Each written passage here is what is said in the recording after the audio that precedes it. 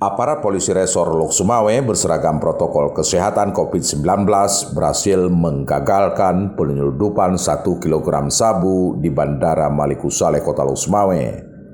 Dua tersangka sindikat narkoba itu berhasil ditangkap petugas berinisial VS 32 tahun dan H 40 tahun, warga asal Kabupaten Biren. Kepala Polisi Resor Kapolres Lok Sumawe, Eko Hartanto mengatakan, kedua pelaku itu ditangkap petugas setelah terdeteksi membawa narkoba di dalam kopernya oleh alat X-ray di Bandara Malikusale. Kata dia akan dibawa ke Jakarta dengan memanfaatkan bandara di tengah situasi pandemi. Pada saat pemeriksaan, kedua tersangka ini akan boarding ataupun check-in ke bandara dengan tujuan Bandara Kuala Namu dengan pesawat Lion Air.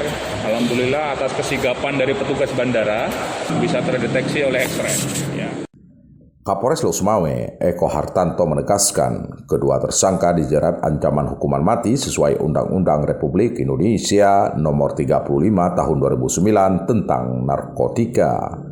Kapolres berkomitmen akan terus gencar memutus ruang gerak sindikat peredaran narkoba yang bermain memanfaatkan situasi pandemi sekarang ini.